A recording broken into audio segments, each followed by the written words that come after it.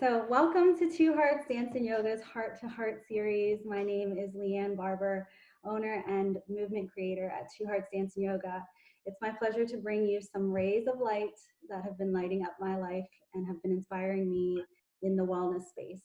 It is my pleasure to welcome David Hem, a well-known and respected yoga instructor in Philadelphia. David offers his services through his creation, the Healing Fields Yoga, where he believes there's no one size fits all when it comes to healing.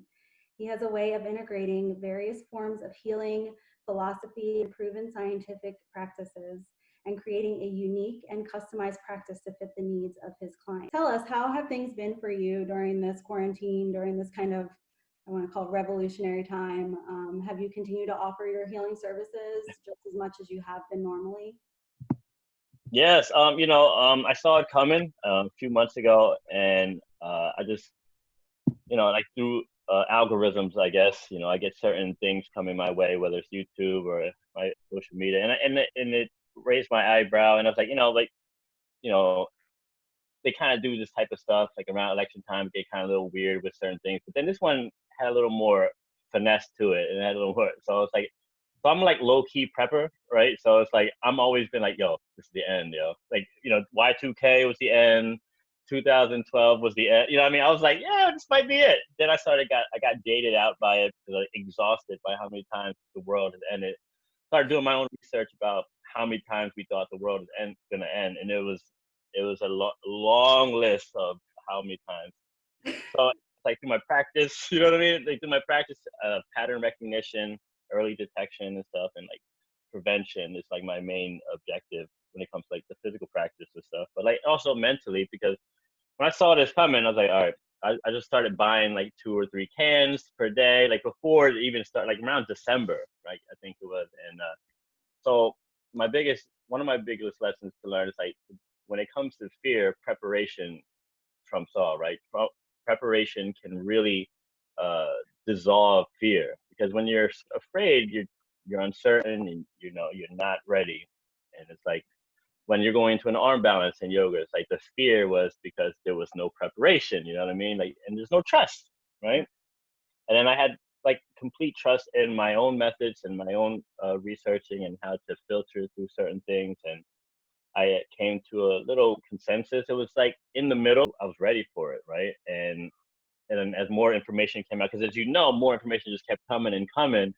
It was hard, and then like one would debunk one thing, then the next day this. So it was hard to get used to a certain thing. I've never seen anything like this, where it was just every day it was just more information to take, more more confusion, and having that meditative practice as well, if like not succumbing to those primitive instinctual reactionary uh notion that impulses that I'm accustomed to, right? And I'm all about like reprogramming and trying to find a better way of living through what this world is, and so you mix that in with a whole bunch of other things, and it was a soft transition, and I was ready when they started to like shut things down. I just went viral. I just did digital yoga, which I don't like doing, right? You know what I mean? So it's like, you know what I mean? But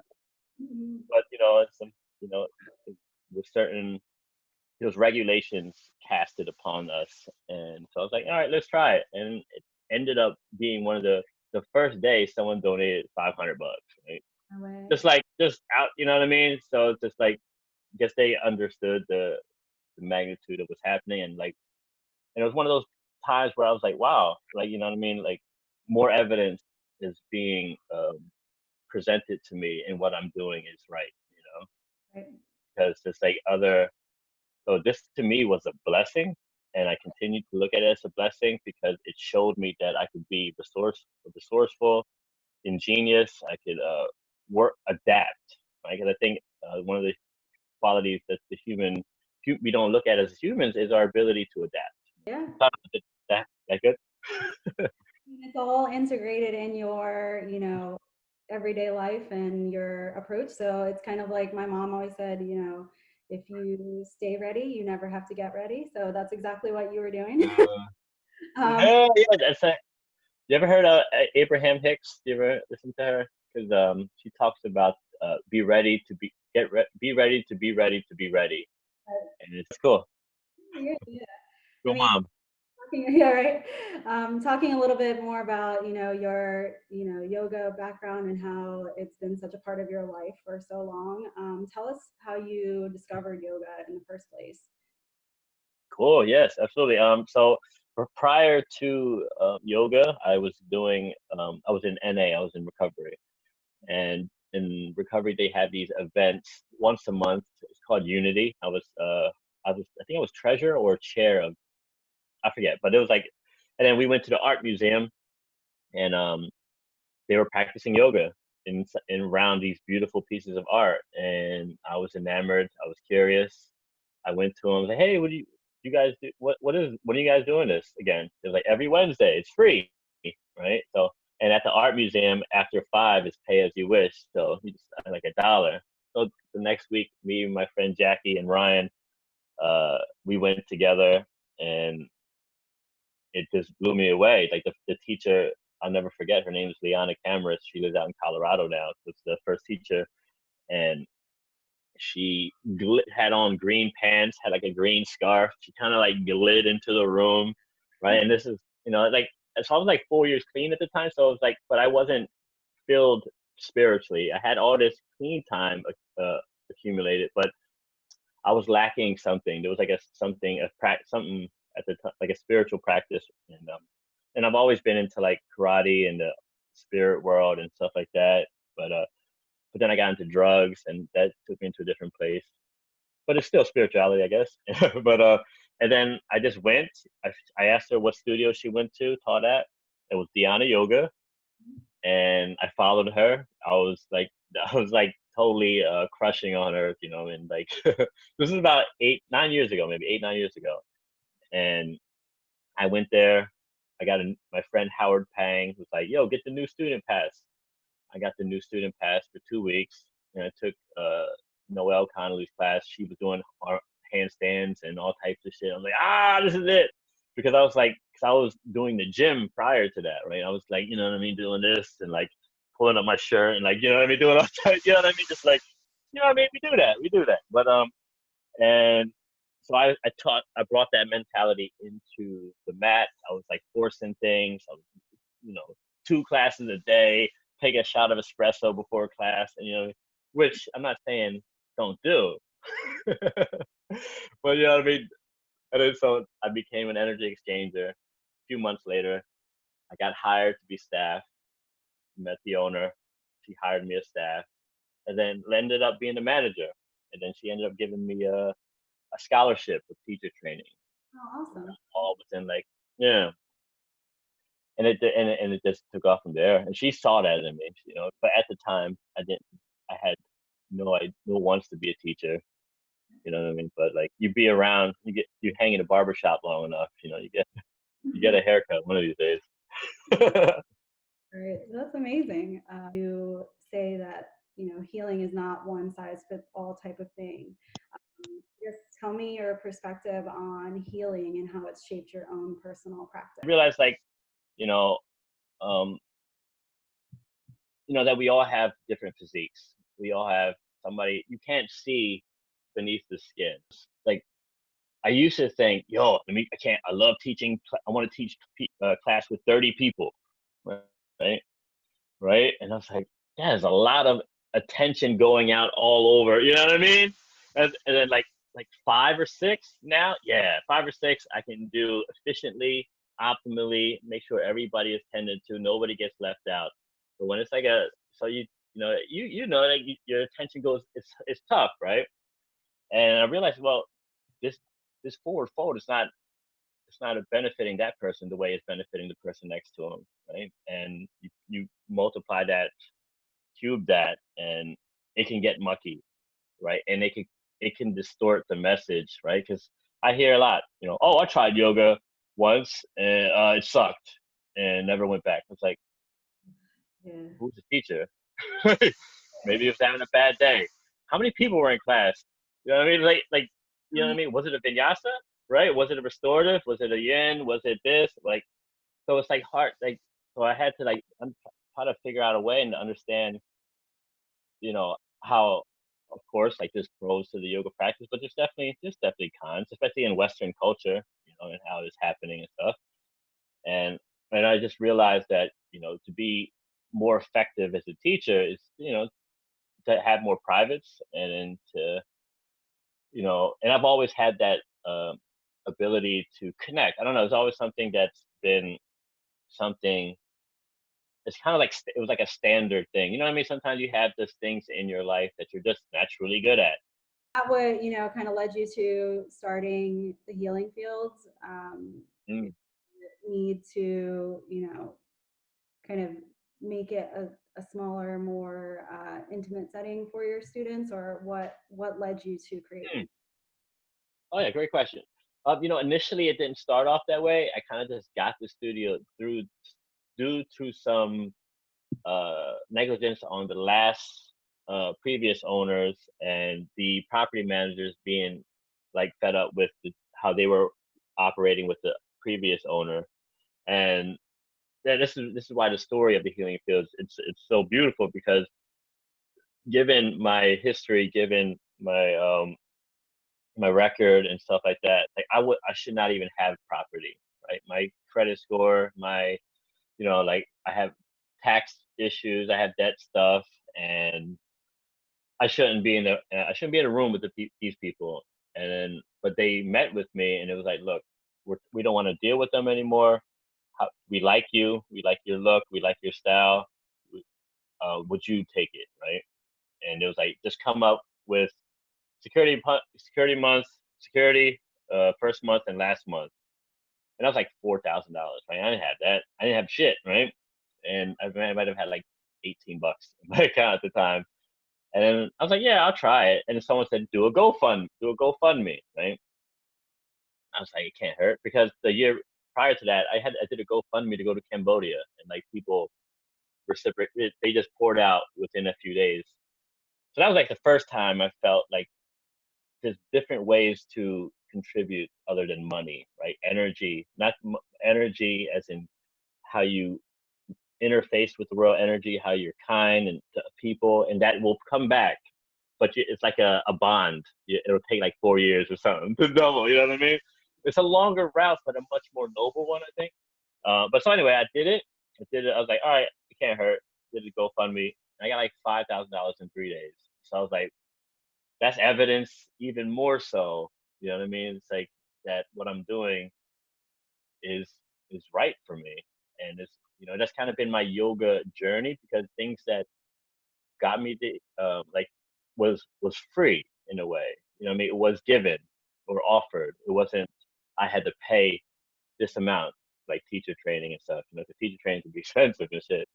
And like, the energy exchanging for a couple years in exchange for classes, right? That like I was getting yoga in exchange for services and cleaning and stuff like that. And it just made more sense as I kept going on. And so I got the space. It's a small space, which is like it was almost like a my Fisher Price first business, right? You know what I mean? It just had they had blocks, they were used, they had mats, they were used. You know what I mean? It had a space, it had your Buddha, it had your your little healing bowl over there. So it was like, all right, and I just went with it, and it just it was natural, it was organic, and there was no stress in opening it. There was no stress in trying to like, oh, I need to get this, because I don't think it works in this realm. That that's marketing capitalistic. It has a place, and it can be utilized in many ways depending on your intentions and what you want to do with your teaching and stuff. But the way it happened for me was very organic, and it was very natural, and no stress. There wasn't no pressure. I wasn't like, oh, I gotta get this open, I gotta get this done, and like it just it it flowed really really smoothly. That's amazing. And yeah, it just seems like it's something that was meant to be, you know? That's amazing. Yeah, that's what I'm saying. I Um, got no choice. I got no choice here. So, yeah. considering. Um, like during, times that are difficult, quarantine, for example, or, just kind of the way of the world and how things are kind of panning out right now, what are the things that you hold on to or the things that keep you going through everything? I love that this question. I'm ready for this one. So I thought about it. Um, Getting right with mortality, like understanding mortality, you know, um, finding meaning, like it's kind of like a high, higher, and highest, right? It's like there should be one highest truth that you have that can real, you know what I mean? When things get shifty, you know what I mean? Is that when things get crazy enough that I'm not living, that uh, I'm not peaceful, I'm not happy. When things start getting crazy like that, I realize how life is short, and like this body this will perish. You know what I mean? And to understand, right? Prepare, like the death piece, right? Like I've gotten right with that, and I think every fear that we have, if you trace it all back to the origin, death will be hanging out there. You know what I mean? Like just like, yep, you'll die. You know what I mean?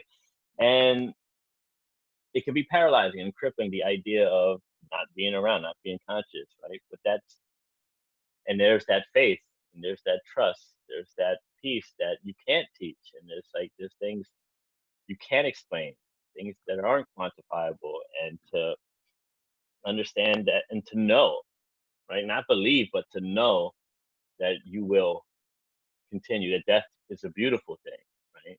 Finding peace in death, like finding peace in knowing Yeah, that it's coming. And so when the day comes, you are prepared and ready to go. like reporting for duty.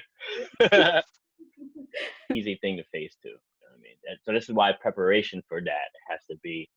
You know what I mean? That's the disclaimer too. Like if you're gonna start looking at death and stuff, um, prepare yourself. Yeah.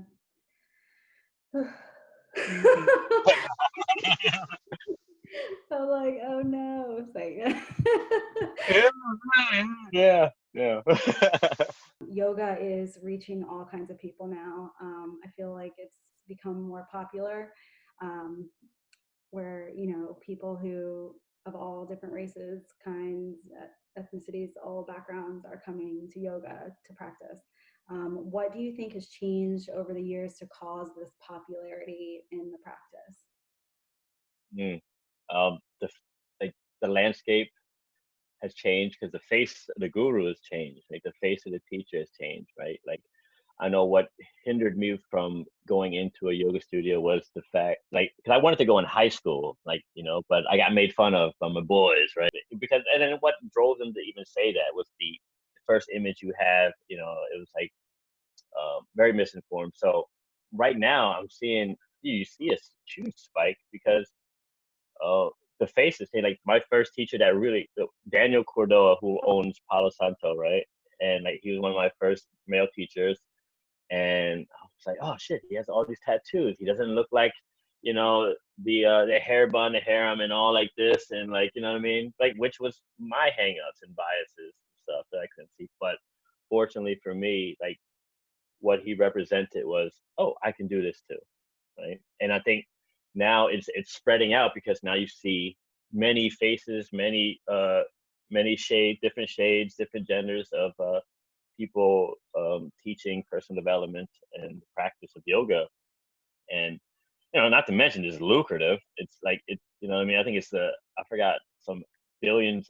It's up in the billions of a year industry. You know what I mean? I think I saw some Yoga International article, and it's like, and so we kind of like sneak behind fitness, right? We kind of like hid behind it, you know what I mean? Just like behind the coattails of fitness, because we got into gyms and stuff. Like the yoga practice got into gyms, and that's where you, like, what I like to call, you mix the medicine with the food. You know what I mean? Because you get them with the I'm sweating and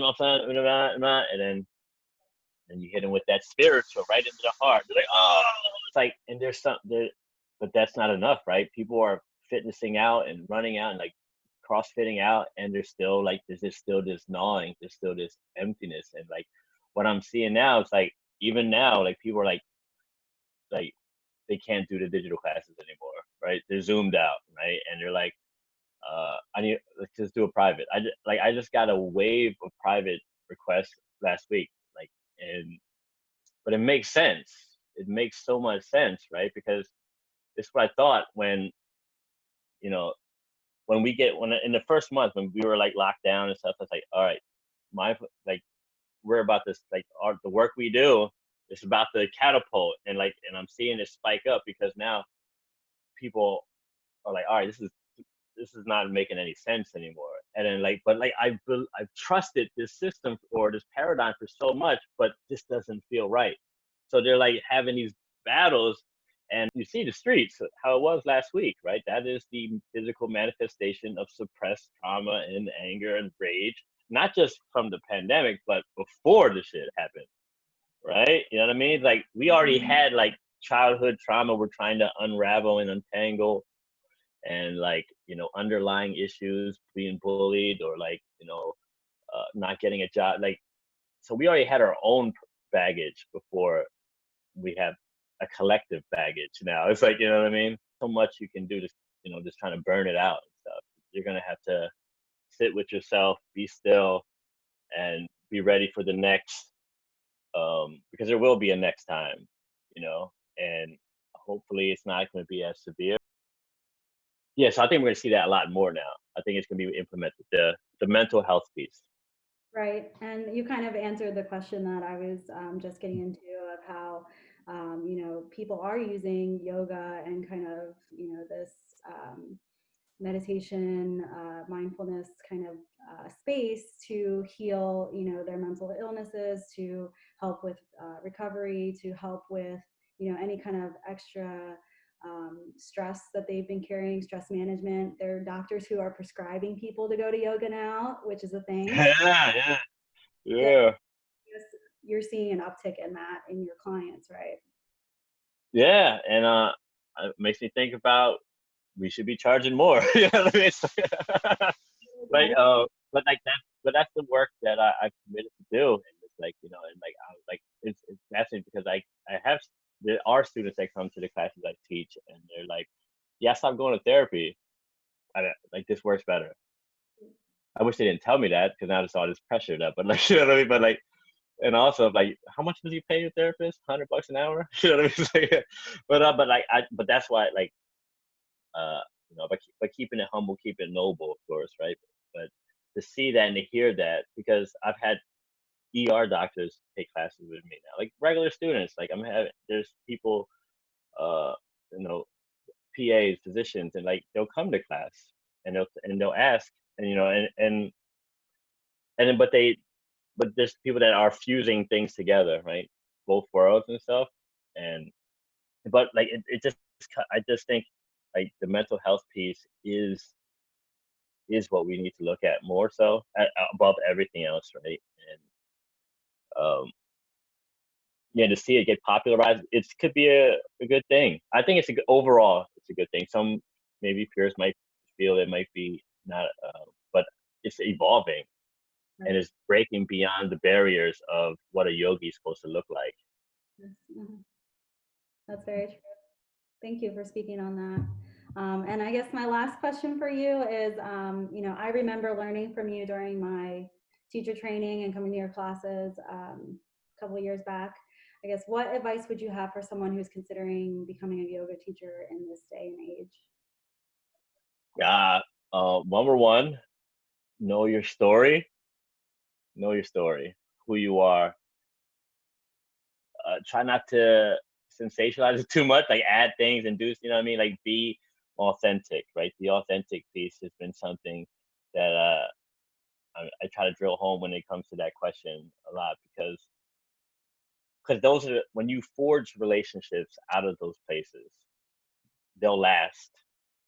You know what I mean? I've made plenty of relationships out of falsified, like, oh yeah, I'm this and then, you know what I mean, like that, and like I ended up relationships 9 times out of 9 ended up not working out.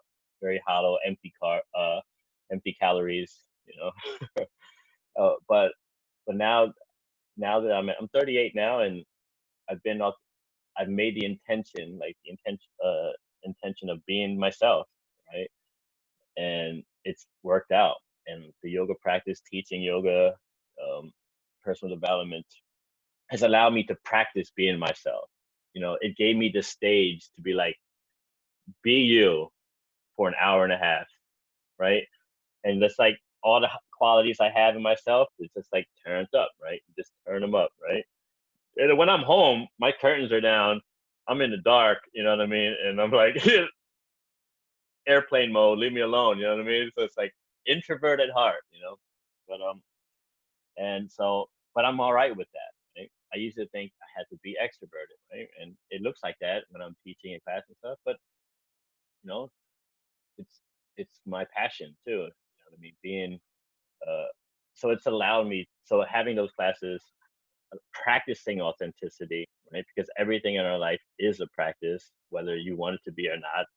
Practice being sad, be really good at that. You can practice blaming others and be really, really good at that. Or you can practice acceptance and suck at it for a while and then try to be good at it and get better at it. You know what I mean? Because the old ways aren't working for me anymore. And but something that I can hold high, my truth, is who I am, and who I am authentically and honestly. Uh, it works. It works, and that's the best advice I could give to anyone that's looking to get into anything, right? You know what I mean? Because people will see that, right? People will see that, and people will respond, and yeah, yeah. I think that's and yeah, and then your whole life is your study, so you could use your life in your in your teaching. So everyday lessons, you know what I mean? Like it doesn't stop. It doesn't stop. Wonderful. What a great note to leave on. Thank you so, so much for sharing Oh, your presence, your knowledge, your energy, all the things with us today. I really appreciate it. From on behalf of Two Hearts Dance and Yoga, thank you so much for joining us.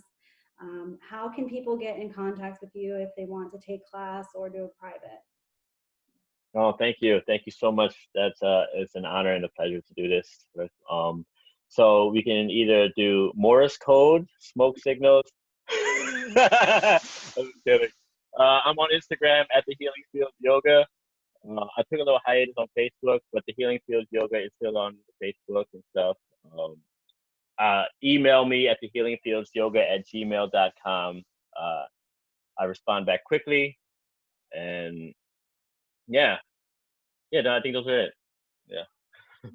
Thank you so much. You're amazing. Oh, thank you so much. No, you, thank you. With us, and we look forward to seeing you more and continuing to practice with you and seeing all the great things that you have to come in the future. So thank you. Oh, thank you so much. You're gonna do so great and wonderful. I can't wait to see all the successes, all the magic you create in your endeavors.